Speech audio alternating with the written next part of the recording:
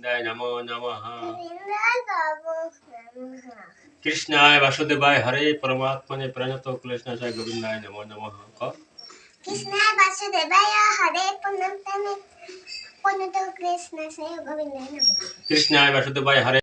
Good morning বন্ধুরা। তো এখন বাজে বেলা 7:10। তো এরা বাপ মেয়ে এখনই ঘুম থেকে উঠলো, উঠে মুখ ধুয়ে দেখো ঠাকুরের নাম নিচ্ছে, আর আমি ওদিকে রান্না চাপিয়ে দিয়ে একটু ভিডিও করছি। তো আজই তো দেখতে পাচ্ছে না ভিডিও করছি, যে দেখলে হয়তো করতো না।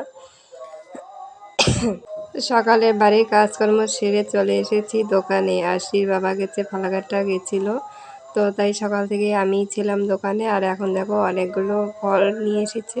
এখন দোকানটা বেশ ভালো লাগছে, সুন্দর লাগছে দেখতে। তো বাড়িতে এসে মানে ফালাকাটা থেকে এসে বাড়িতে গেল খাবার খেতে, আর আমি এখনও আছি সেই সকাল থেকে।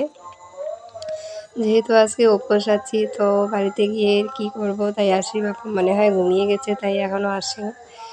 তারপরে এখন বিকেলবেলা আবারও চলে আসলাম দোকানে। ও চলে গেল মানে কলার খোঁজ করতে, তো আমাকেই বেশিরভাগটা থাকতে হয়।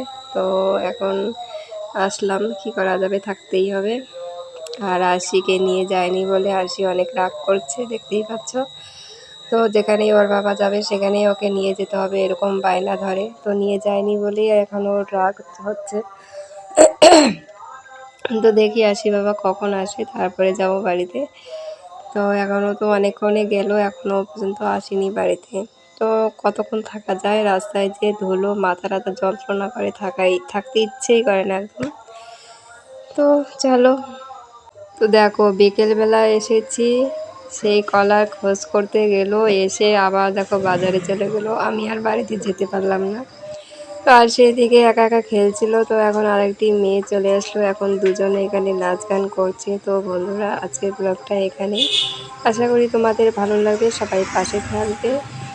চলো টাটা।